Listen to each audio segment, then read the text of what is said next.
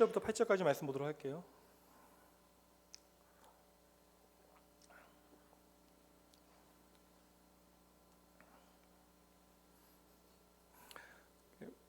약간 이제 저도 이제 이게 죄송합니다. 어르신들 많은데 혈압이 좀 올라가서 이게 요새 혈압을 좀 계속 확인하고 있는 중이라 머리가 갑자기 아프길래 좀 혈압을 좀 재고 내려오니라고 좀 그럼 적당히 해야 되는데 아이고 또 이게 아직은 좀 젊어서 그런가 쉽지 않네요. 계시록 5장 1절부터 8절까지 말씀 보도록 하겠습니다.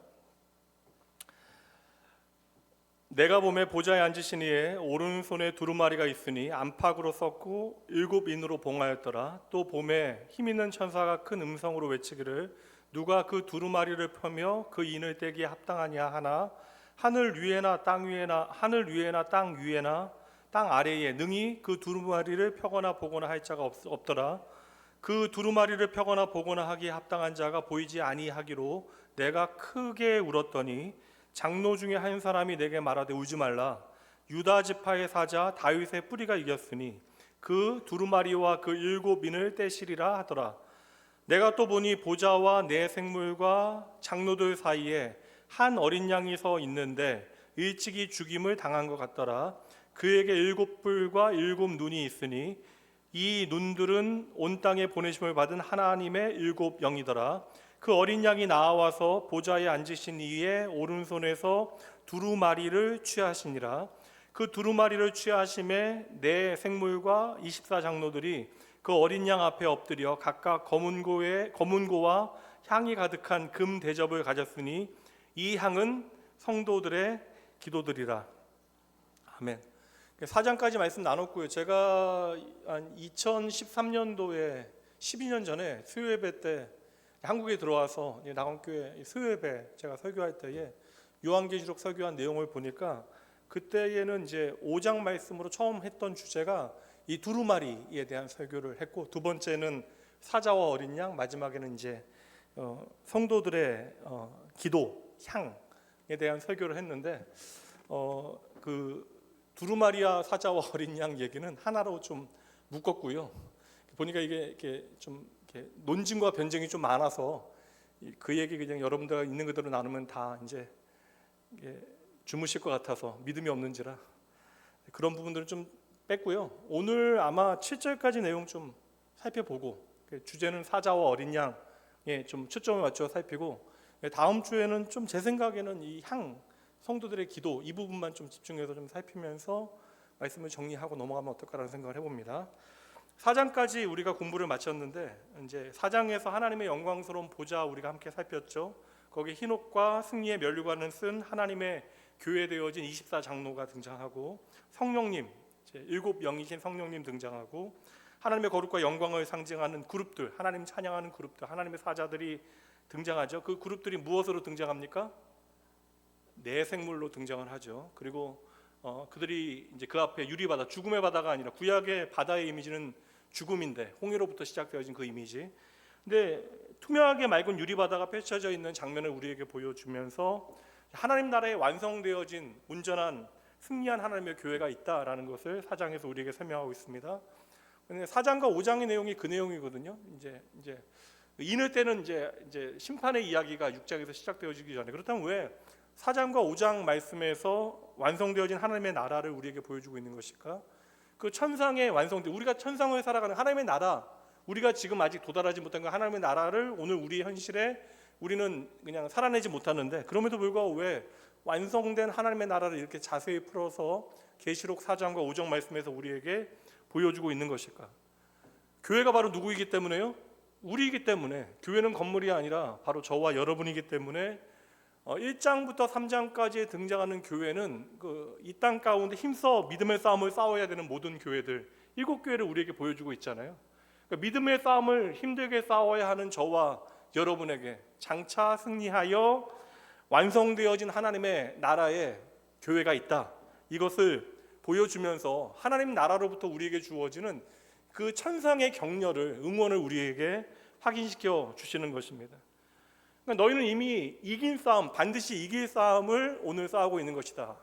너희가 뭐 열심을 내서 한번 피 터지게 싸워봐라, 이게 아니라 우리는 이미 주 예수 그리스도께서 승리한 싸움을 오늘 우리의 삶의 자리에서 싸워내고 있다. 그러니까 우리는 이미 그 승리의 영광을 취할 존재들이다. 이것을 4장과 5장 말씀을 통해서 보여주는 거예요. 이것만 아시면 뭐 4장과 5장 의미는 다 파악하지 못하셔도 여러분 다 이해하신 것입니다. 이거 한번 서로 확인해 보죠. 양옆에 있는 분들과 우리는 이미 이긴 싸움을 싸우는 중입니다 라고 고백해 봅니다.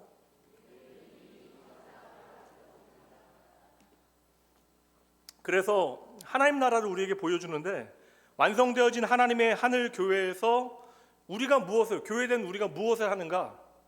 스랍들과 함께 우리가 하는 것이 있으니 그것이 두 글자로 뭐예요? 뭐예요? 전도 아니지. 전도는 거기서 할 필요가 없죠. 뭐예요, 여러분? 예배.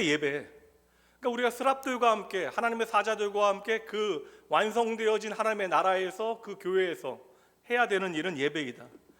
성도 되어진 저와 여러분의 삶의 본질은 그러므로 예배가 되어지는 것입니다. 5장 전체의 큰 그림을 우리가 좀 그려볼 필요가 있는데, 5장에서는 어린 양의 승리로 말미암아 왕노릇하게 되어진, 우리의 왕 대신 예수 그리스도께서 승리하셔서 그 승리가 우리의 승리가 되어지고 우리가 바로 왕노릇하게 되어지는데, 하나님의 나라의 백성으로 우리가 어떠한 왕노릇을 하게 되어지는가 5장 말씀에서 그려주고 있어요. 근데 이 장면이 이제 여러 가지 이제 우리가 생각하는 5장부터 이제 6장부터 16장까지 교회가 핍박당하는 장면들이 이제 등장하게 되어질 때에, 이제 마지막 장에 이 5장에서 그린 그림이 다시 한번 반복이 되어집니다. 결론과 같이 22장으로 한번 가보도록 할게요. 22장을 여는 장면으로 가보도록 합니다. 5장 22장 1절부터 5절까지 한번 여러분들과 함께 읽어보도록 할게요. 읽습니다. 또 그가 수정같이 맑은 생명수의 강을 내게 보이니 하나님과 및 어린 양의 보좌로부터 나와서 길 가운데로 흐르더라. 강 좌우에 생명나무가 있어 12가지 열매를 맺되 달마다 그 열매를 맺고 그 나무 잎사귀들은 만국을 치료하기 위하여 있더라. 그러니까 이 스랍이 생명나무에 가까이 가지 못하도록 죄인된 우리를 막고 있었는데, 이제 그 생명나무의 열매를 맺는 것을 우리가 누리면서 하나님 앞에 예배하게 되어진 그때가, 회복의 때가 반드시 온다. 3절, 다시 저주가 없으며 하나님과 그 어린 양의 보좌가 그 가운데에 있으리니 그의 종들이 그를 섬기며, 이 섬기는 것이 예배죠. 그의 얼굴을 볼 터이요 그의 이름도 그들의 이마에 있으리라. 그래서 여러분, 짐승의 표 같은 거 그런 거 거짓말 속지 마시라고요. 그러면 이거 하나님 나라에서, 여러분 하나님 나라 다 가면 이거 그림대로 이야기하면 우리의 이마에 뭐가 있어야 돼요? 예수 그리스도의 이름이 새겨져 있어야 된다고요. 그러니까 이런 게 아니라고, 그런 개념이 아니라는 거예요. 그러니까 우리가 누구의 소유인가라고 하는 확실한 상징을 이 말씀을 통해서 우리가 보여주고 있는 것이죠. 5절 말씀 봅니다. 그러니까 여러분 베리칩 이게 예전에는 뭐죠 이게 바코드 같은 거, 바코드 예전에 제가 기억나는 게, 제가 어릴 때 바코드 있는 거 먹으면 지옥 간다 그런 얘기 들었거든요. 여러분 그러니까 이게 참 그렇죠. 5절 말씀이요. 다시 밤이 없겠고 등불과 햇빛이 쓸데가 없으니 이는 주 하나님이 그들에게 비치심이라 그들이 세세토록 왕노릇 하리로다. 이 완성되어진 새 하늘과 새 땅의 현실을, 리얼리티를 우리에게 보여주시는 분이 누구세요? 그 나라의 주인 되신 하나님이십니다. 하나님께서 저와 여러분에게 최후 승리를 약속해 주시고, 장차 우리에게 허락되어진 그 나라에서 우리는 하나님의 보좌 앞에서, 보좌 앞에 열린 문을 통하여 올라가게 되잖아요. 그 보좌 앞에서 하나님과 얼굴을 마주대야 하며 그 예배할 날을 누가 보증하신다고요? 하나님이 보증하신다고요. 그러니까 하나님께서 이 약속을 보증하시니까 우리가 이 약속을 신뢰할 수 있겠습니까? 없겠습니까? 닫힌 질문이라도 여러분 대답해 주세요. 이 약속을 하나님께서 보증하시면 우리가 이 약속을 신뢰할 수 있어요, 없어요? 그러니까 여러분, 이 성경을 우리에게 주신 거예요. 하나님의 약속으로 좀 믿어라. 하나님께서 우리에게 약속하신 그것을 너희가 믿어라. 우리가 이것을 믿을 수 있다면, 오늘 우리가 이 땅에서 신앙생활하면서 교회 다니면서도 우리의 인생이 여러분 너무 힘들잖아요. 여러분들은 인생이 쉬우세요? 너무 힘들잖아. 예수 믿지만 제가 여러분들의 인생의 이야기들을 들으면서도 가슴이 좀 답답하고 힘들 때가 있는데, 예수 믿는 우리의 이 땅에서의 삶이 너무나 버겁고 힘든 순간들이 있지만, 장차 우리가 하나님의 나라에서 하나님의 영광을 나의 것을 누리고 그리스도 예수로 말미암아 하나님의 나라에서 영원히 왕노릇하게 되어질 것을 하나님께서 우리에게 약속하시고 보증하시니 우리가 이 약속을 신뢰할 수 있는 것이죠. 그렇다면 이보다 더 큰 위로와 격려가 어디 있겠습니까? 그러니 여러분 힘내세요. 힘을 내십시오. 이미 승리한 하나님의 교회가 바로 나라고 하는 사실을 기억해 주세요. 그리고 때때로 우리의 인생이 꼭 버려진 것 같이 여겨지는 순간들이 있잖아요. 제가 말씀드렸다시피 장례가 너무나 많았어요. 그간 저희 교회 장례보다도 저희 선교사님 어머님 돌아가시고 사모님 돌아가시고, 때때로 그러한 장례들에 참여하게 되어지면 마음이 좀 무너지는 일들을 경험하게 되어집니다. 이게 평생 하나님 나라 위하여 수고하고 헌신했는데, 그러한 이제 마지막 모습들이 너무나 슬프고 좀 아픈 모습들을 보게 되어질 때마다 때로는 이제 머리로는 이해가 다 되는데 제 가슴으로 좀 섭섭한 마음이, 목사이지만 아직도 저는 좀 부족해서 그런지 하나님 앞에 때로는 조금은 서운할 때가 있어요. 다 이해하지 못해서. 그러나 여러분, 우리가 오늘 아픔과 눈물 가운데 때로는 이 땅을 살아가며 반대로 유혹 가운데, 죄의 유혹 가운데 던져진다 할지라도 내가 하나님의 구속받은 하나님 백성으로 반드시 승리하게 되어질 것을 믿으시기 바랍니다. 예수 그리스도께서 그것을 당신의 죽으심과 부활을 통하여 우리에게 약속하시고 하나님께서 그것을 도장찍어 보증해 주신다고요. 그러니 그 믿음을 따라 교회답게 살아가시는 여러분 되시길 주님의 이름으로 축복합니다. 5장이 그래서 그려주고 있는 거 여러분 참 신기하고 멋진 모습이지만 5장이 그리고 있는 것을 두 글자로 이야기한다면 바로 예배. 그러니까 요한 사도가 지금 목격하고 있는 것은 하나님의 나라에서 예배가 드려지는 장면을 지금 목격하고 있는 거예요. 가장 순수하고 완벽한 모습의 예배가 하나님의 나라에서 드려지고 있다. 여러분, 하나님의 나라 가서 예배가 끝날 거야. 여러분, 예배 드리기 내가 이렇게 힘든데 이제 천국 가면 예배 안 드리시겠지, 그런 생각 하시는 분들 계세요? 그럼 여러분 가시면 안 돼. 천국 가서도 예배는 계속 되어지는 거예요. 이 예배는 내가 하나님과의 어떤 관계인가를 확인하게 되어지는 영광스러운 자리가 되어집니다. 그래서 5장의 장면은 우리가 얼마나 하나님 앞에 아름다운 예배를 드리게 되어질 것인가, 가장 아름답고 완전하고 순수한 예배의 형태를 우리에게 보여주고 있는 거예요. 그래서 예배는 이 땅에서 끝나는 것이 아니라 하나님의 거룩하신 존재 앞에 진짜 예배가 비로소 시작되어진다. 그 하늘의 예배가 어떠한가를 5장 말씀에서 우리에게 보여주고 있는 거예요. 근데 이미 요한이 열린 문을 통하여 올라가 하나님께서 장차 이루실 일들을 기대하면서 보게 되어진 광경 가운데 음성을 듣게 되어지거든요. 일부러 여러분 4장 1절에 잠깐 갔다 올게요. 4장 1절 읽어주세요. 시작.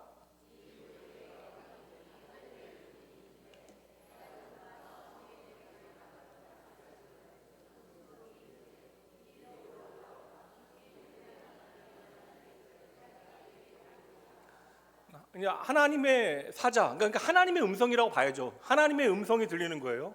하나님을 찬양하고 예배하고 있는 하늘의 예배의 장소로 지금 올라오라라고 초청하고 계시는 것입니다. 그러니까 하나님 나라의 그 완벽한 예배의 자리로 요한이 올라가게 되어질 때에 모든 물온대 소환 하나님의 백성들의 연합 찬송가 소리를 요한이 듣게 되어지는 거예요. 그 연합 성가대의 찬송의 가사가 11절입니다. 우리 주 하나님이시여, 영광과 존귀와 권능을 받으시는 것이 합당하오니 주께서 만물을 지으신지라 만물이 주의 뜻대로 있었고 또 지으심을 받았나이다. 그러니까 하늘의 연합 찬양대가 하나님을 찬양할 때에 하나님을 어떠한 분으로 만물의 창조자 되신 창조주 하나님, 그리고 그 하나님은 만물을 만드시고 당신이 만드신 세상을 보존하시고 운행하시는 역사의 주인 되신 하나님이라고 찬양해요. 그래서 하나님은 우리의 모든 찬양을 받기에 합당하십니다. 우리가 하나님을 찬양하는 것이 당연합니다. 마땅합니다. 이 분명한 믿음의 당위를, 예배의 당위를 확인하게 하시는 거예요. 이 광경을 이해하셨다면 이제 여러분들이 계시록의 5장의 문턱 안으로 들어가고 계시는 거예요. 5장 1절 말씀에서는 이제 이 자리에 예수님을 우리는 만나게 되어져요. 5장 1절에서는 부활하신 예수 그리스도께서 이 예배의 장면에 이제 등장하십니다. 하나님께서는 예수님께 이제 두루마리 하나, 이제 여기서 등장하는 두루마리 하나를 이제 건네주시는데 그 장면이 3절 말씀입니다. 읽어주세요. 시작.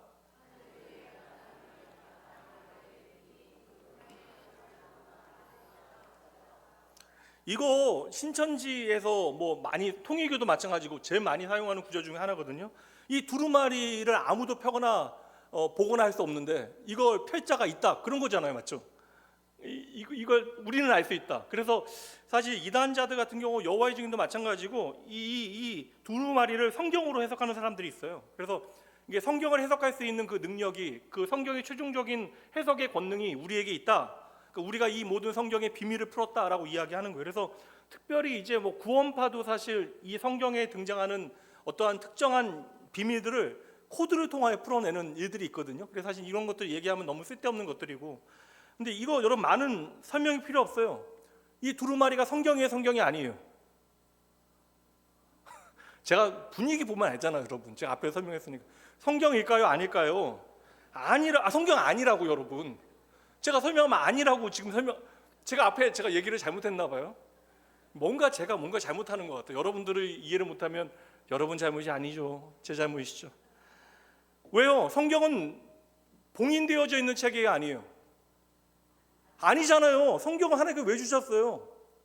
당신의 마음 알아달라고, 당신의 약속 우리들로 하여금 알라고 성경을 우리에게 주셨잖아요. 성경은 여러분 성육신의 자리예요. 하나님께서 당신의 마음을, 그 전능하신 하나님, 도무지 영이신 하나님을 우리가 알 수도 없고 그분 앞에 나아갈 수 없는데, 하나님께서 당신을 우리에게 보여주시기 위하여 철저히 낮추시어 우리의 방법으로 당신을 계시하시고 나타내 보여주신 게 성경이라고요. 그러니까 성경이 여러분 봉인되어진 책이 아닙니다. 성경은 열려있는 책, 펼쳐진 책입니다. 하나님의 약속의 말씀을 우리에게 선명히 보여주는 것이 이 성경이에요. 그래서 성경은 여러분 배움이 없어도 성령 하나님의 인도하심조차 누구나 그 안에 담겨져 있는 예수 그리스도로 말미암는 그 진리, 하나님의 그 사랑과 하나님의 영원하신 계획을 이 말씀을 통해서 우리는 확인하게 되어지는 거예요. 그러니 두루마리는 성경은 아니고, 그렇다면 이 두루마리는 무엇일까? 이 두루마리는 어떠한 책일까? 근데 하나는 확실한 것이, 울고 있는 걸 보니까 이 두루마리와 내가 상관이 있을까 없을까요? 요한이 울잖아요. 나하고 상관이 없으면 울 필요가 없잖아. 내 성적표가 아니면 엄마 아빠 앞에 숨길 필요가 없잖아요. 내 성적표니까 숨기는 거죠. 이 두루마리는 뭐예요? 저와 여러분에 대한 책이에요. 각 사람의 운명에 대한 책, 미래에 대한 그러한 내용이 이 안에 담겨져 있는 거예요. 하나님께서 창조주이고 만물을 주관하시는데 하나님의 손에 이 두루마리가 있잖아요. 이 만물은, 그래서 이 땅에 존재하는 모든 생명들, 나라들과 우주의 비밀, 역사의 그 모든 하나님의 뜻이 이 두루마리에 담겨져 있는 거예요. 그 역사 가운데 우리는 다 알 수 없지만 이 역사의 이면에서, 또 역사의 한 중앙에서 앞서 걸으시며 하나님께서 어떠한 일을 행하셨는가, 또 하나님께서 어떻게 일하시고 계시고 앞으로 어떠한 일들을 이루실 것인가, 이 모든 것들이 이 두루마리에 담겨져 있는 것이다. 그러니까 이 두루마리를 그냥 말아져 있는 어떠한 그런 문서로 여러분 이해하지 마시고, 이 두루마리가 무엇을 상징하고 있는가를 보셔야 되는 거예요. 5장 말씀을 우리가 제대로 이해하기 위해서는 이어지는 6장부터 16장 말씀을 함께 살펴야 되는데, 이 두루마리에 이제 펼자가 없다라는 건 봉인이 있다라는 거잖아요. 봉인이 몇 개가 되어 있는 거죠? 7 봉인이 있는 거예요. 7개의 인봉이 이 안에 붙어 있는 거예요. 근데 6장 말씀부터는 어떠한 내용이 나와요? 이 인봉이 하나씩 떼어지는 장면이에요. 그러니까 인봉이 하나씩 떼어질 때마다 어떠한 일이 벌어져요? 이 땅에 하나님의 심판이 임하게 되어져요. 재앙들이 지구상에 벌어지게 되어집니다. 그래서 하나씩 인봉이 떼어질 때마다, 열리게 되어질 때마다 이 땅을 살아가는 사람들은 어떤 생각을 하냐면, 이제 모든 것이 끝장났구나, 이제 우리는 이것으로 인하여 멸망하게 되어졌구나, 우리는 이제 끝이 났구나라는 것을 생각하게 되어진다는 거예요. 오고 가는 세대 가운데 많은 사람들이 이 땅에 어떠한 일들이 벌어질 때마다 이제 우리는 끝났다, 이제 우리는 마지막이다, 그런 생각을 하게 되어진다. 근데 이게 맞아요, 틀려요? 틀리다라는 거예요. 왜요? 7개의 인봉이 다 떼어졌는데도 끝장나지 않더라. 그 다음에 뭐가 나와요? 7 천사들이 갑자기 등장하더니 무엇을 가지고 나와요? 7 나팔을 가지고 와서 나팔을 하나씩 불기 시작하는 거예요. 그 나팔을 하나씩 불기 시작할 때마다 새로운 재앙이 시작되어집니다. 그 재앙이 끝나갈 때쯤 우리는 무슨 생각? 이제 7번째 나팔이 불게 되어지면 우리는 끝장나겠구나, 우리는 망하겠구나, 이게 마지막 재앙이겠구나 생각하는데, 우리의 생각이 맞아요, 틀려요? 틀려. 제가 6장부터 16장까지 여러분 짧게 설명드리는 거 얼마나 고마워요. 잠깐의 간주가 있어요. 이 중간에 잠깐의 간주가 나온 다음에 다시 7 천사들이 또 등장합니다. 나팔을 들고 있었던 7 천사들인지 하나님께서 선택하신 다른 천사들인지 모르겠어. 이 상징은 하나님의 주권과 완전을 상징하는 거예요. 7 천사가 이번에 뭘 가지고 나와요? 대접을 가지고 나와요. 각기 자신들의 그릇을 가지고 나와서 하나하나 붓기 시작하는데, 하나의 대접이 부어질 때마다 이 땅의 비참과 재앙으로 이 땅을 이제 고통 가운데 심판하게 되어져요. 그러니까 이 그릇들은 비참함을 더 비참함으로 만드는 재앙을 담은 큰 그릇이 되어집니다. 고통스러운 상처와 죽음과 불과 어둠과 기근과 한발과 지진과 같은 비참한 재앙들이 가득 담겨져 있는 그릇이에요. 여기에 가면 이제 너무나 많은 이미지들과 상징들이 등장하고 있기 때문에 너무나 정신없지만, 여러분 말씀드렸잖아요. 이 두루마리를 뗄 7인봉, 7나팔, 7대접, 이거 여러분 너무 다 해석하려고 생각하지 마세요. 다니엘서도 여러분 6장까지만 읽으신 거예요. 다니엘서 6장까지는 스토리가 나오니까 좋은데 그 다음부터는 계시, 묵시의 내용들이 나오니까 상징이 너무나 많아요. 다 이해할 수 없어. 그러니까 그 흐름 가운데 담겨져 있는 하나님의 의도가 무엇인지를 우리가 발견하는 것이 가장 중요합니다. 모든 이미지들을 그냥 대입해서 똑같이 우리가 설명하려고 하는 것은 그건 잘못된 것입니다. 그래서 제가 처음부터 말씀드렸잖아요. 요한계시록이 왜 소망의 책이 되어지는가? 요한계시록은 여러분 우리가 결국 어떻게 되어진다는 거예요? 어린 양과 함께 승리한다라는 거예요. 왕노릇한다라는 거예요. 하나님 나라에 하나님을 온전히 예배하게 되어지는 날이 반드시 온다. 그래서 요한계시록은 소망의 책이야. 근데 중간에 보면 6장부터 16장까지 계속해서 하나님의 심판이 계속되어지다 보니까 적그리스도가 등장하고 666 나오고 그러니까 과연 적그리스도가 누구인가? 알면 뭐하게 여러분? 뭐하게 여러분요? 어떠한 심판과 저주가 있는가? 우리의 마지막은 결국 어떻게 되어질 것인가? 나는 몇 번째 재앙 때, 그러니까 나는 과연 인봉이 떼어질 때 세상을 하직하게 되어질까? 아니면 나는 나팔 불 때, 4번째 나팔 불 때, 혹은 6번째 대접이 부어질 때, 이런 거 아니라고요. 하나님의 심판과 마지막 때가 언제인가, 이것을 우리에게 보여주는 것이 요한계시록의 목적이 아닙니다. 요한계시록은 반대의 이야기를 우리에게 들려주는 거예요. 예수 그리스도의 영광의 날, 그리스도께서 죽으시고 부활하시고 다시 오시게 되어지는 재림의 날, 하나님의 나라가 완전히 완성되어지는 그날, 그 영광의 날과 예수로 말미암는 성도들의 소망의 날이 언제인가에 대하여 우리에게 보여주고 있는 그 영광과 소망의 책이 바로 요한계시록이 되어지기에 제가 소망의 책 요한계시록이라고 전체 주제 말씀을 찾게 되어진 거예요. 사도 요한은 여러분 이제 좀 있으면 죽게 되어집니다. 죽음에 직면하고 있는 그러한 시간이에요. 밤모섬에 유배되어져서 인생의 마지막 시간을 지금 기다리고 있는 거예요. 그리고 사도 요한이 밤모섬에 유배되어졌다는 것은 교회를 향한 핍박이 시작되어졌다라고 하는 분명한 증거가 되어지죠. 그러니까 절대적인 권력인 로마 황제로부터 기독교에 대한 대대적인 박해가 이제 시작되어지고 있습니다, 여러분. 참 재밌는 게 뭐냐면 유대교에 대한 박해는 없었는데 기독교에 대한 박해가 로마 황제로부터 시작이 되어졌어요. 근데 왜냐하면 이게 참 의미 있는 게 뭐냐면 당시의 모든 사람들은 로마의 모든 권력을 황제의 권력으로 이해했기 때문에 황제를 두려워하지 않는 사람은 아무도 없었습니다. 근데 초대교회 그리스도인들은 이렇게 황제로부터 핍박을 당하는 이 엄청난 힘겨운 상황을 그들의 삶의 현실로 살아내고 있었다. 게다가 당시의 그리스도인들은 오늘과 같이 좀 자신에 대하여 항변하고 설명할 수 있는 좀 상호 이거 요새 유튜브나 그런 거 같이 나름적 우리가 설명할 수 있는 방법이 있으면 좋겠는데 기독교인들은 계속해서 오해를 받아요. 여러분 잘 아시는 대로 우리가 이제 성만찬 때문에 예수 그리스도의 그 몸을 먹고 피를 마신다. 몸을 먹고 피를 마신다라는 개념 자체가 아예 없으니까 그리스도인들은 그냥 사람 고기를 먹는다, 인육을 먹는다라고 하는 소문이 퍼져 있었고, 그러니까 황제를 숭배하지 않는다. 그리스도인들은 결코 황제를 숭배하지 않는다는 사실이 알려져 있었기 때문에 언제든지 그들의 생명은 이거 하나만 좀 지키면 이들은 핍박받지 않는데 이 문제 때문에 언제든지 황제로부터 생명을 빼앗길 수 있는 현실 가운데 살아갔던 거예요. 그러니까 당시의 그리스도인들은 죽음 앞에서 정말 신앙을 지켜야만 했던 그러한 신앙의 자리에 있었던 것이죠.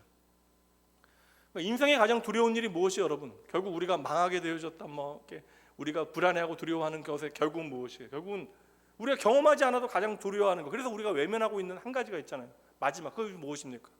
죽음이잖아요, 죽음. 근데 초대교회 성도들은 그 죽음이라고 하는 것을 눈앞의 현실로 맞닥뜨리게 되어진 그 죽음의 문제가 언제 우리에게 닥쳐도 이상하지 않는 그러한 상황을 살아가고 있었으니 저는 이 요한계시록의 말씀, 사도 요한을 통하여 그들에게 전해졌던 이 계시의 말씀이 당시의 성도들에게 얼마나 큰 위로와 격려가 되어졌을까? 저는 그 생각하거든요. 그들을 죽이려 하는 로마의 권력 어떻게 되어진다라는 거예요? 결국은 끝장나게 되어진다. 그러니까 세상의 모든 권력이 결국 하나님의 심판 앞에 서게 되어진다. 그러니까 세상의 모든 권세와 세상의 모든 영광이 다 사라지게 되어진다 할지라도 영원한 것이 무엇이에요? 하나님의 영광이라는 거예요. 그 하나님의 권세와 영광은 절대 사라지지 아니하고 약해지지 아니하고 온 우주에 편만하게 미치게 되어질 것이다. 이게 요한계시록이 우리에게 그려주고 있는 그림이잖아요. 그러니까 요한계시록이 그리고 있는 심판과 저주에 대한 공포, 중간에 이제 등장하긴 되지만 그것을 보고 너무나 두려워하실 필요가 없다라는 거예요. 도리어 우리는 이 고난과 어려움 가운데 분명하게 무엇을 바라봐야 할 것인가, 이것에 대해서 우리에게 선명히 보여주고 있는 책이 요한계시록이다. 그러니 초대교회 성도들이 요한계시록의 말씀을 읽으면서 격려받고 그 어려운 현실 가운데, 죽음을 목전에 둔 상황 가운데서도 자신들의 믿음의 자리를 지켜낼 수 있는 그 위로와 용기를 이 말씀을 통해서 얻었다면, 오늘 이 시대를 사는 저와 여러분도 이 요한계시록의 말씀을 통하여 동일한 하나님의 은혜와 하나님의 위로를 받으셔야 하는 것이죠. 그래서 요한계시록은 소망의 책이 되어지는 것입니다. 이게 여러분 6장부터 16장까지 내용을 말씀드린 거예요. 7 임봉의 환상, 7 나팔의 환상, 7 대접의 환상. 근데 이거 계속되어지는 여러분 재앙을 통해서 우리가 뭘 확인하게 되는 거예요? 이 땅의 재앙은요, 어려움은 죄의 문제로 인한 그러한 고달픔과 재난은 끝이 없다라는 거예요. 계속되어진다라는 것입니다. 그러니까 이 하나님과의 단절이 우리 인생에 얼마나 큰 비극인가에 대해서 우리가 알아야 한다라는 거예요. 우리가 사는 날 동안에 얼마나 많은 인생의 재앙과 재난과 환난들을 보아왔고 경험하게 되어집니까? 여러분, 얼마나 많은 전쟁들이 있었어요. 저는 솔직히 좀 2000 팬데믹 지나면서 팬데믹보다 이 시대에도 저는 전쟁 억제력에 대해서 좀 생각을 했기 때문에 이 시대에도 이러한 전쟁이 벌어지지 않을 곳에서 충분히 벌어질 수 있구나. 그러니까 이 시대에도 여전히 전쟁이 벌어질 수 있고, 그리고 얼마나 많은 나라에서 내전들이 계속되어지고 있어요.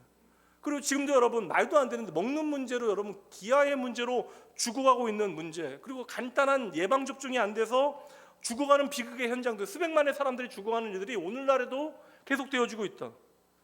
도무지 인간이 감당할 수 없는 어떠한 자연재해의 문제들, 사람을 두려워하게 만드는 그런 문제들은 오늘도 계속되어지고 있잖아요. 그러니까 인간의 역사를 잘 살펴보면 어떤 사람들은 이게 전쟁의 역사라고 이야기하지만, 인간의 역사는 여러분 재앙과 재난의 역사가 되어집니다. 하나가 끝나기 전에 또 다른 재앙이 계속해서 우리의 삶에 덮쳐오게 되어지는 거예요. 이 모든 아픔을 우리가 이해할 수 있는가 없다라는 것이죠. 머리로는 충분히 아까 말씀드렸다시피 이제 제 사고의 체계 안에서는 이해가 되어지는데, 당장 우리의 삶에 닥쳐오는 모든 사건들이나 모든 재앙들이나 이 모든, 쉽게 얘기하면 불행들이 이해가 안 되는 거예요. 근데 이 모든 것들, 이 땅의 모든 역사를 담고 있는, 인봉을 떼게 되어질 때마다 재앙이 쏟아지게 되어지는데, 이 모든 기록이 담겨져 있는 두루마리를 하나님께서 부활하신 예수 그리스도께 넘겨주고 있는 장면이 오늘 본문의 내용인 것이죠.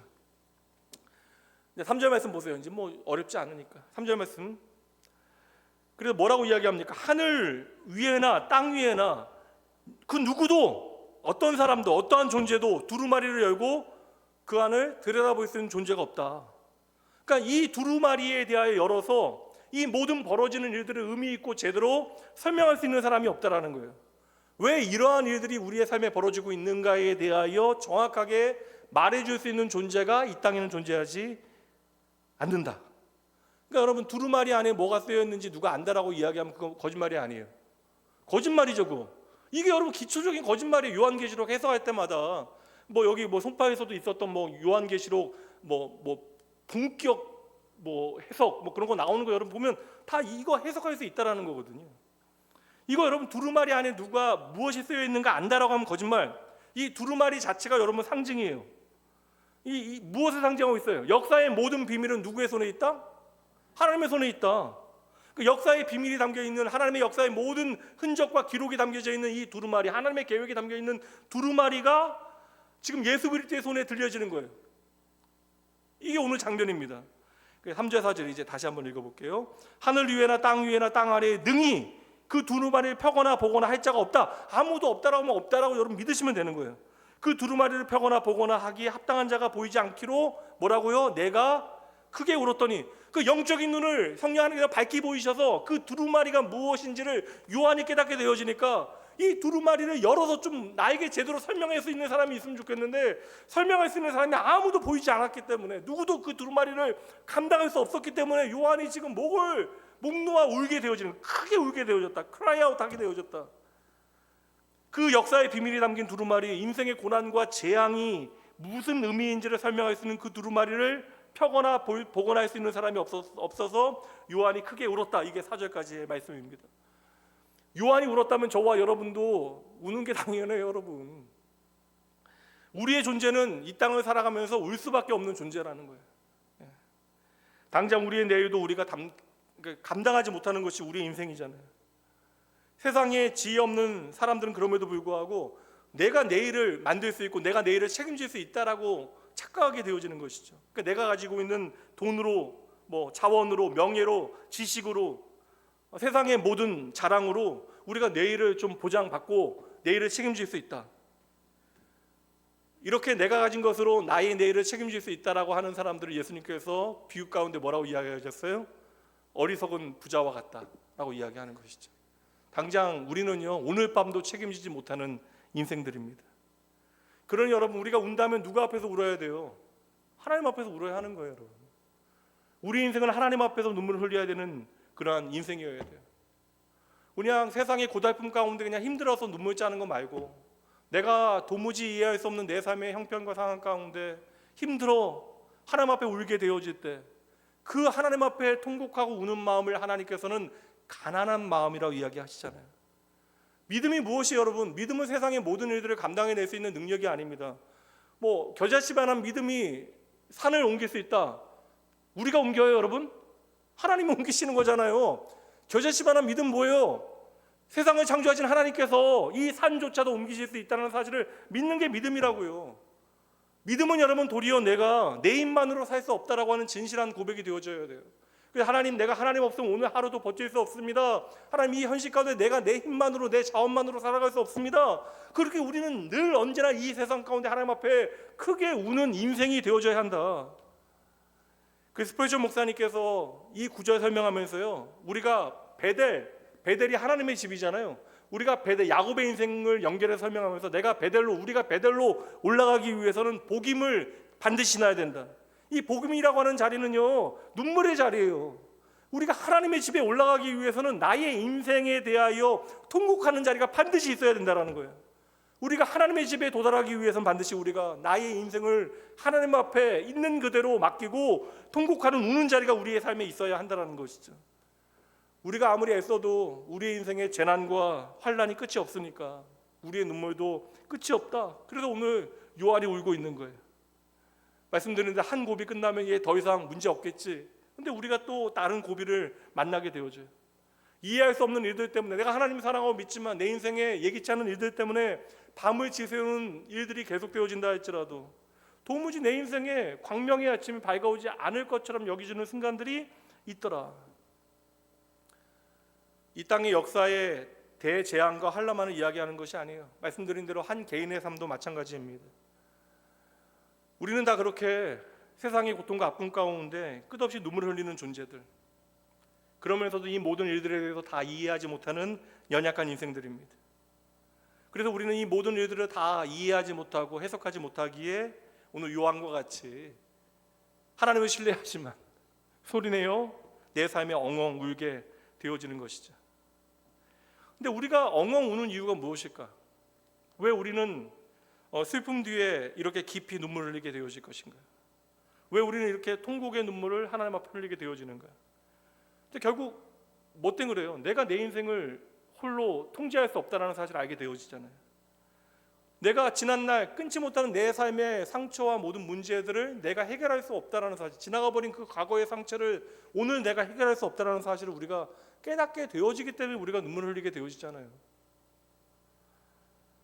그러니 여러분, 우리가 오늘 말씀을 통해서 한 가지 기억해야 되는 것은 내 인생이 내 것이 아니라고 하는 사실을 여러분 아셔야 돼요. 내 인생은 나의 주권에 달린 것이 아닙니다. 내 인생은 오로지 나를 창조하시고 오늘도 내 인생을 책임지시는 하나님의 손에 있음을 여러분 믿으셔야 돼요. 이게 믿음입니다. 바로 그때에 요한이 펑펑 울고 있을 때에 장로 중에 한 사람이 요한에게 다가와서 이야기합니다. 우리 교회 장로님들 같이 좋은 장로였겠죠. 그 장로가 요한에게 와서 하는 이야기 5절 말씀 보세요. 장로 중에 한 사람이 내게 말하되 울지 말라.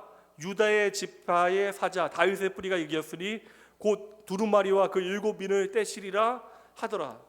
저는 사실 요한계시록에서 이 장면 제일 좋아하는 장면이에요. 그러니까 제가 요한계시록의 5장의 이 장면 너무나 좋아하는 장면입니다.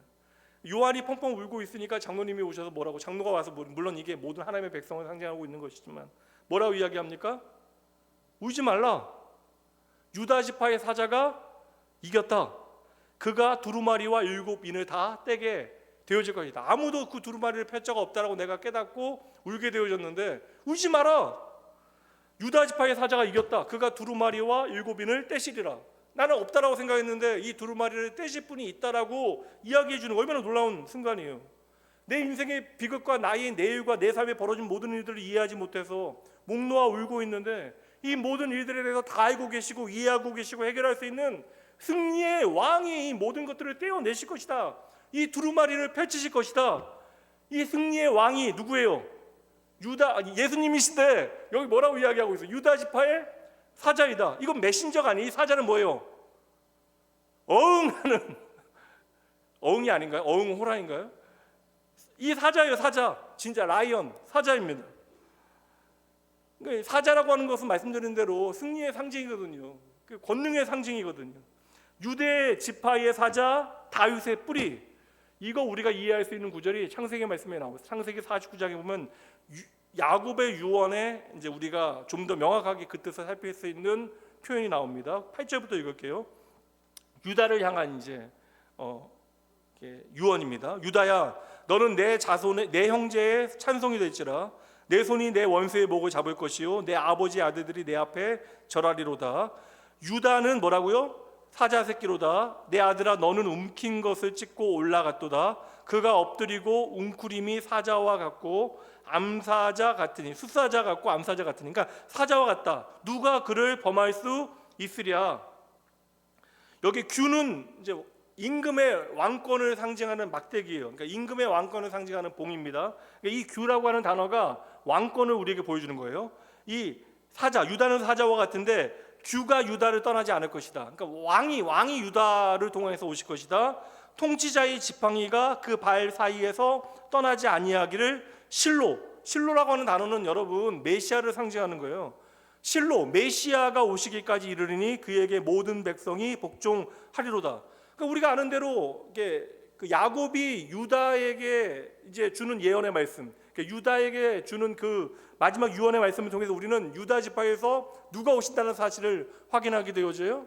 예수 그리스도께서 오신다는 사실을 확인하게 되어지죠. 근데 유다의 자손으로 오시는 그분을, 그 유다 지파의 왕으로 오시는 그분을 사자로 지금 그리고 있다는 거예요. 그러니까 사자는 하나님의 권능과 하나님의 말씀을 우리에게 능력으로 보여주는 어떠한 그 존재, 짐승이 되어지는 것입니다. 그러니까 예수님이 유다 지파를 통하여 오시는 사자와 같다.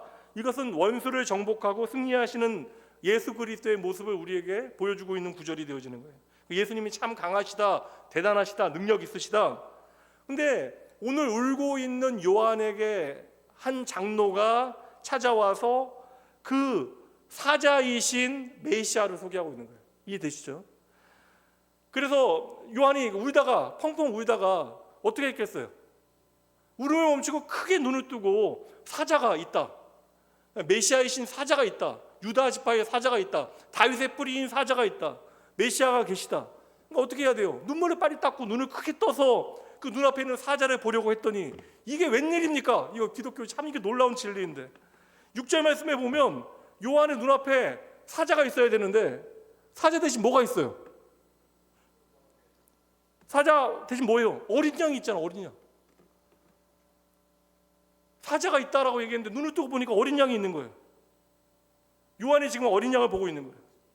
근데 그 어린 양은 바로 죽임당한 것과 같이, 잔인하게 죽임당한 것과 같이 보이는 어린 양이었더라.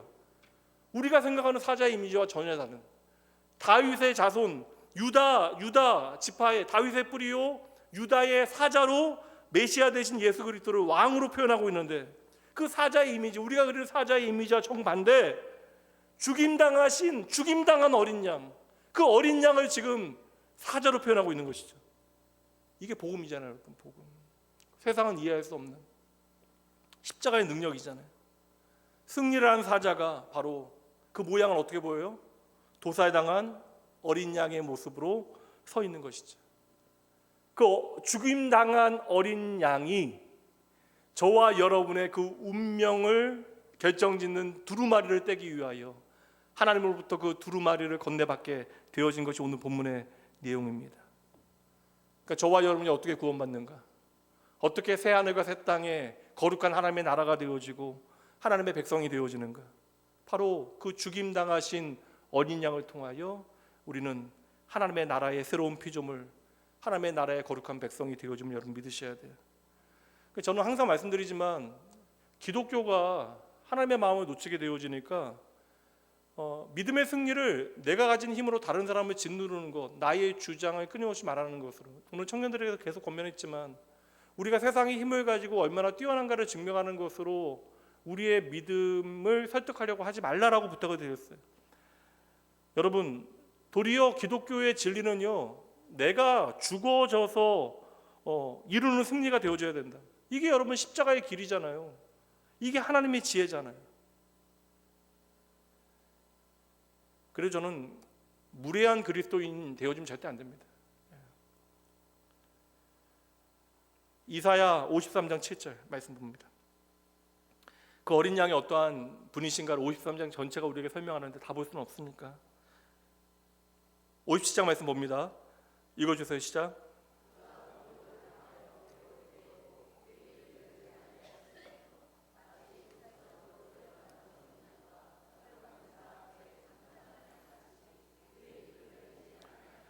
우리를 위하여 우리의 구원자 되시는 메시아 되신 예수 그리스도, 하나님의 사자로 이 땅에 하나님의 뜻을 이룰 그분은 마치 무엇과 같아요? 끌려가는, 도수장으로 끌려가는 어린 양, 털 깎는 자 앞에서 잠잠한 그 양처럼 두 번에 나온 표현이 뭐예요? 입을 열지 않았다. 입을 열지 않았다. 침묵하였다. 예수님의 길을 예비했던 세례 요한도 주님께서 이 땅에 어떠한 왕으로 당신의 일을 이루시는지 설명합니다. 요한복음 1장 29절. 이튿날 요한이 예수께서 자기에게 나오심을 보고 이르되 성령 안에서 함께 있습니다. 보라, 세상 죄를 지고 가는 하나님의 어린 양이로다. 베드로도 성령 하나님을 통하여 예수 그리스도의 구원의 능력이 무엇인지를 깨닫고 흩어진 그리스도인들에게 예수님을 소개합니다. 베드로전서 1장 18절과 19절. 너희가 알거니와 너희 조상이 물려준 헛된 행실에서 대속함을 받은 것은 은이나 금같이 없어질 것으로 된 것이 아니요 오직 흠없고 점없는, 함께 있습니다, 어린 양 같은 그리스도의 보배로운 피로 된 것이니라. 아멘. 그러니 여러분, 우리를 위하여 승리하신 하나님의 사자 되신 예수 그리스도께서는 어떠한 모습으로요? 피 흘리는, 죽어서 피 흘리는 어린 양이심을 우리가 봐야 하는 거예요. 그래서 저는 이 장면이 요한계시록에서 가장 저는 극적인 장면. 우리는 그리고 이 장면을 통하여 우리를 향한 하나님의 선하신 뜻이 무엇인지를 발견하고 우리의 삶에 계속되어지는 모든 인생의 어려움과 문제를 우리를 위하여 죽으신 예수 그리스도, 어린 양 되신 예수 그리스도의 그 주권에 온전히 맡겨드리게 되어지는 것이죠. 저는 사실 이게 어떻게 들리실지 모르겠지만 예수 믿는 사람들은 세상에 자랑하는 그런 힘 있잖아요. 세상이 부러워하는 그 힘을 키워서 그 힘으로 세상을 정복하는 그런 사람들이 아니다. 저와 여러분 대한민국 국민이잖아요. 우리나라와 일본하고 축구 시합하면 어디가 이기면 좋겠어요? 당연하잖아요. 이건 뭐 말할 필요 없는 거죠. 그러면 하나님께서는 일본하고 대한민국 중에 어디를 더 사랑하실까요? 우리나라 더 사랑하시면 좋겠죠. 그러니까 우리나라 국민으로 하나님은 우리나라를 가장 사랑하시는 것처럼 우리를 사랑해 주실 거예요. 근데 하나님은 우리를 사랑하시듯이 일본도 사랑하시는 하나님이시면 우리가 믿어야 돼요. 우리는 뭐 10손가락 물어 안 아픈 손가락 없다라고 이야기하지만 나도 모르게 덜 아프게 무는 손가락 있잖아. 자식도 다 똑같이 이쁘지는 않잖아요, 여러분. 나에게 소중하지만 조금 더 이쁜 자식이 그 순간 있을 수 있어요. 오늘은 첫째가 이쁘고 내일은 둘째가 이쁘고 그럴 수 있죠. 사람은 똑같이 자녀를 사랑하는 것이, 이게 사실 가장 부모가 자녀를 사랑하는 것은 진실한 것인데, 그 부모의 사랑조차도 때로는 왜곡되어질 수 있고 그 사랑이 언제나 똑같을 수는 없는데, 하나님께서는 나 하나를 사랑하실 때 이 세상의 모든 것보다 나를 사랑하시고, 그리고 나를 사랑하시는 그 절대적인 사랑으로 나 아닌 다른 사람들도 사랑하신 하나님. 그래서 우리가 여러분 질투할 필요가 없는 거예요. 저는 그래서 이 시대에 어떠한 좀 국가주의, 신국가주의 이런 거 저는 되게 우려합니다. 하나님의 나라 갔을 때 우리가 국적 따질까요, 여러분? 어느 나라 출신이세요? 그런 얘기 하겠어요, 여러분? 여러분, 이게 우리의 생각과 가치에 매여서 하나님의 뜻을 내 마음대로 해석하시면 절대 안 됩니다. 그래서 여러분, 예수 믿는 사람들은요, 도리어 전 이 말씀 드리고 싶어요. 오늘 내가 세상에 자랑이 없다 할지라도 우리가 예수 그리스도로 말미암아 세상을 능히 이길 수 있다는 사실, 그리스도인의 자존감과 정체성을 살아낼 수 있다는 사실을 여러분 믿으셔야 돼요. 그리고 그리스도인의 삶의 가치는 바로 그 십자가의 길을 따라가는 것을 통하여 증명되어지는 것입니다. 복음, 그래서 십자가의 길을 통해서만 생명을 만들어내는 거예요. 그래서 십자가의 도를 전하는 사람들은 반드시 예수님께서 우리를 위해 피 흘리심과 같이 우리의 헌신, 내 몸을 바치는 그 피 흘림이 있어야 된다. 그래서 내가 예수 그리스도의 십자가의 도를 통하여 사람의 피를 타고 전해져야 하는 그 복음의 가치는 바로 예수 그리스도의 십자가의 가치가 되어지는 것이고, 이러한 예수 그리스도의 피의 가치를 통해 우리의 존재의 가치를 밝히는 것을 우리는 전도라고 이야기하는 거예요. 그러기 여러분, 이 땅에서 우리가 잘 나갈 때도 교만하지 않는 것이 지혜이긴 합니다. 그러니까 우리가 조금 잘 돼서 교만해지면, 사실 제가 예전에는 정말 제가 좀 이렇게 강남의 가장 큰 교회에서도 이렇게 사역을 이렇게 국제제자 훈련을 해서 그 OM 사역이라고 하는 그 선교 거기 우리 이사장 목사님께서 거기 같이 계셔가지고 함께 사역하고 했을 때에 워낙 좀 보면 이렇게 좀 삶의 방식 자체가 다른 분들 봤거든요. 뭐 그냥 아무렇지도 않게 뭐 1억 원, 2억 원 막 헌금하시고, 그게 그렇게 큰 부담이 되지 않아요. 물론 큰 돈인데, 근데 보면 어떤 부분에서는 거듭남의 증거가 너무나 선명하게 드러나지만 또 어떤 부분에서는 말도 안 되는, 뭐 좀 비로하고 비참한, 제 말 표현으로 이야기하면 말도 안 되는 신앙 없는 이야기들을 살아내는 그러한 실패 이야기들도 인생들은 다 있더라. 저는 예전엔 이율배반이 이해가 되지 않았는데 이게 하나님의 은혜의 영역이다라는 생각을 하게 되어지는 것이죠. 그러니까 우리가 정말 예수를 믿고 세상에서 많은 것들을 누리게 되어진다 할지라도 우리는 이것이 내 것이 아니라는 사실을 기억하고 영원한 하나님의 나라를 위하여 좋은 청지기의 삶을 겸손하게 잘 살아가야 하는 것이고, 그리고 우리가 낙심되어지고 이 땅 가운데 좌절하게 되어질 때마다, 오늘 요한과 같이 통곡하며 울게 되어지는 때마다 우리는 누구를 바라봐야 돼요? 유다 지파의 사자, 다윗의 뿌리이신 예수 그리스도께서, 그 사자 되신 예수 그리스도께서 피 흘리는 어린 양으로 우리의 삶의 그 책을 두루마리를 열고 이루신 그 완전한 승리를 여러분 믿고 믿음의 삶을 잘 살아가셔야 합니다. 지금 어린 양께서 지금 그 두루마리를 펴시려고 한 걸음 한 걸음 앞으로 나아가고 있어요. 요한이 지금 그것을 보고 있는 것입니다. 어린 양 되신 예수님만이 우리가 해결할 수 없는 그 과거의 모든 상처를 해결하실 수 있는 분이심을 여러분 믿으셔야 돼요. 우리가 더 이상 그 과거의 상처에 매일 필요가 없다라는 것이죠. 예수님만이 우리의 모든 과거 안으로 들어가서 모든 고장나고 삐뚤어진 것들을 곱게 만드시고 다시금 제대로 작동할 수 있도록 하실 수 있는 분이십니다.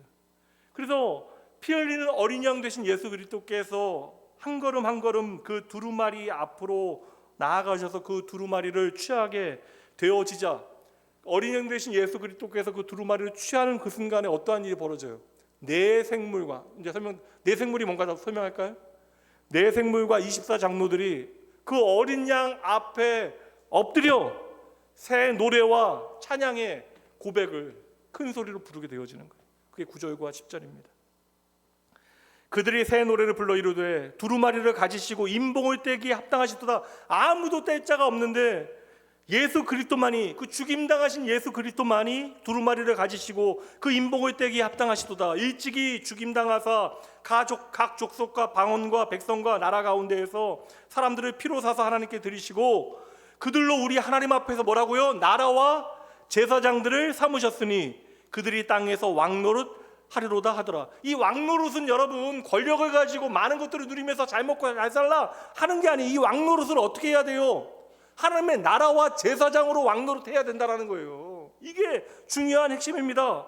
바로 그때에 셀 수 없는, 그러니까 내 생물과 24장로들이 어린 양이 그 두루마리를 취하게 되어질 때 엎드려 찬양하고, 그 순간에 또 셀 수 없는 천사들이 함께 연합성가대를 이루어서 찬양하는 장면이 12절이에요. 읽어주세요. 시작.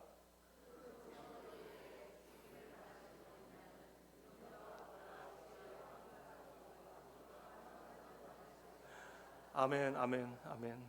이게 뭐예요, 여러분? 이 고백하는 게 예배잖아요, 예배. 이게 하나님 받으시는 예배잖아요. 예배는 그래서 여러분, 나를 바라본 예배는 불가능해요. 예배는 나를 향했던 시선을 가지고 주님 앞에 나올지라도, 내가 인생의 비참함과 아픔 때문에 너무나 힘들어서 예배의 자리에 나오더라도 우리가 예배의 자리에 나오면 누구를 바라봐야 돼요? 나를 위하여 죽으신, 피 흘리신 예수 그리스도를 바라봐야 돼요. 그럼 내가 인생에 어떠한 문제를 가지고 살아간다 할지라도 예배의 자리로 초청되어지면 우리의 모든 시선을 하나님과 어린 양 되신 예수 그리스도께 두는 것, 이것을 우리는 예배라고 이야기하는 거예요. 우리는 왜 주일마다 이 자리에 모이게 되어집니까? 요즘 주일 오후 예배 없어요. 저녁에 드리는 예배 다 이렇게 오후에 드리게 되어지는데, 이제는 이 오후 예배도 사라지게 되어지고, 있고 없고의 문제가 아니라 언젠가 우리도 예배 드리지 못할 날이, 이 오후에 예배 드리는 것이 도무지 불가능한 날이 올 수도 있겠죠. 최선을 다하여 지키기 위해 애를 쓰지만 또 그렇지 못한 시대가 올 수도 있습니다. 근데 왜 우리는 오늘도 여전히 주일이 되어지면 함께 모여서 하나님 앞에 예배합니까? 왜 주일마다 우리는 힘들고 어려워도 때로는 억지로 이 예배의 자리를 지키기 위해 애를 쓰는 거예요? 왜 우리는 동일한 찬양을 부르고 똑같은 예배를 드리고 수없이 많은 설교를 듣고 왜 같은 사람끼리 함께 모여서 이 자리를 지키고 있는 것입니까? 오늘 말씀처럼 오늘 이 시간 우리가 이 낙원교회라고 하는 이름에서 제한된 사람들이 모여서 예배를 드리고 있지만, 우리의 예배는 우리만의 예배가 아니라는 것이죠.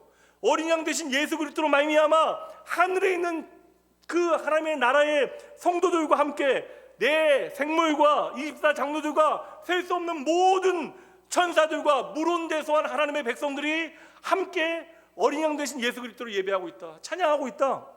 이게 바로 우리의 예배예요. 우리는 이 예배 가운데 그 예수 그리스도, 어린 양 되신 예수 그리스도를 함께 찬양하고 있는 거예요. 그래서 여러분, 이제 결론입니다. 예배의 축복을 좀 기억하셔야 돼요. 예배를 억지로 드리시면 안 됩니다. 신앙생활 제대로 하면 예배는 갈수록 소중해져야 하는 거예요. 목사인 제가 말씀 전하는 일이 가벼워지고 이제는 어렵지 않은 일처럼 여겨져서 두려움 없이 말씀을 전하는 것, 내가 기능적으로 이 일을 감당하는 것으로 만족하게 되어지면 저에게는 이 일은 축복이 아니죠. 예배를 섬기고 있지만 이 예배는 더 이상 하나님 앞에 드려질 수 있는 예배가 아니게 되어지는 것입니다. 그러니까 예배는 이 예배를 통하여 우리에게 허락하신 하나님의 축복이 얼마나 놀라운가를 예수 그리스도의 그 피 흘림을 통하여 확인하는 시간이 되어져야 돼요. 이 예배를 통하여 우리가 세상의 초점을 빼앗기게 되어졌는데, 이 초점 없는 흐릿한 눈으로 이 예배의 자리에 나올지라도 우리는 이 예배의 자리에서 우리와 함께 하신 어린 양 되신 피 흘리신 예수 그리스도로 말미암아 우리의 삶의 시선을 하나님께 옮겨놓는 시간이 되어져야 하는 것이죠. 그렇게 우리가 참으로 영과 진리로 하나님을 예배하게 되어질 때 우리는 더 이상 내 자신에 매이지 아니하게 되어지고, 하나님께 우리에게 보이시는 진짜 세상에 우리의 초점을 맞추게 되어지는 거예요.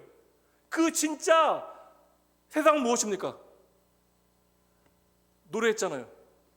이 세상의 창조주가 누구예요? 하나님. 만물을 다스리시는 분이 누구이십니까? 하나님. 우리가 너무나 힘들어서 이 자리에 나왔지만 우리가 하나님께, 어린 양 되신 예수 그리스도께 우리의 초점을 맞추게 되어지면 이 땅은 하나님의 보좌가 앉으신 하나님 나라가 되어지는 것이죠.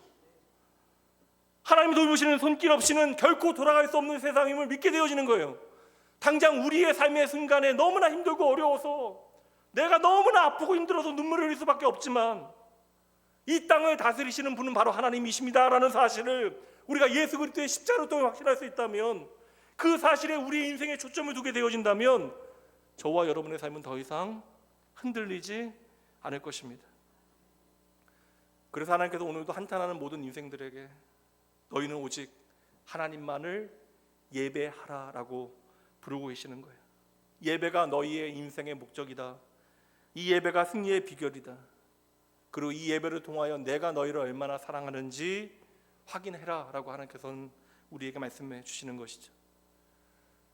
여러분이 여러분의 눈물을 닦으려 하지 마시고 이 예배의 자리에서 우리의 눈물을 닦아주시는 아버지, 어린이 되신 주님으로 말미암아 우리의 인생에 나의 가치가 당신 안에서 얼마나 소중한가를 깨닫고 하늘 소망 붙들고 살아가게 하시는 하나님의 은혜의 자리, 은혜의 통로가 이 예배임을 믿으셔야 돼요. 여러분, 그 놀라운 하나님의 은혜 가운데 기쁨과 감사함으로 하나님 참으로 예배하시는 여러분의 삶 전체가 오늘 말씀처럼 믿음의 설득력을 가질 수 있도록 참되게 하나님 예배하는 여러분 되시게 주님의 이름으로 축복합니다. 네, 기도할게요.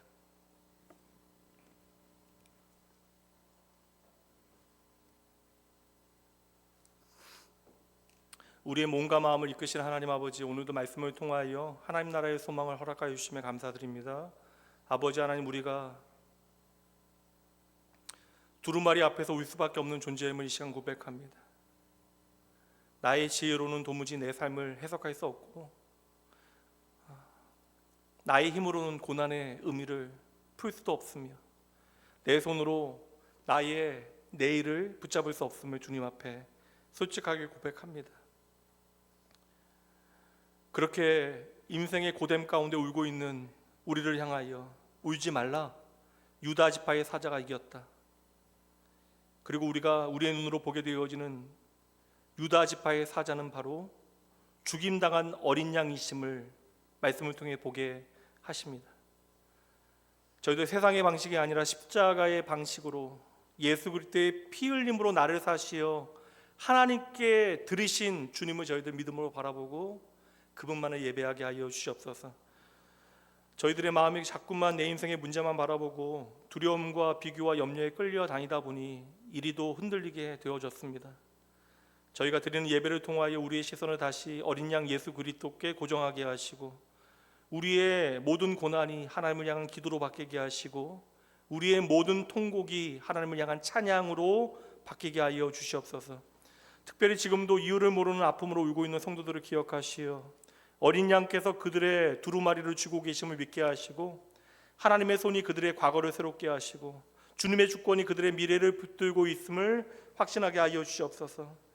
내 삶의 모든 것이 하나님의 은혜에 되어짐을 기억하고 우리가 이사하는 일과 내 삶에 벌어진 일들, 자녀를 위하여 간구하는 기도, 또 우리의 마음의 소원, 이 모든 것들을 아뢰는 것은 결국 우리의 인생이 하나님의 손 안에 있음을 믿고 고백하는 신앙의 고백이 되어집니다.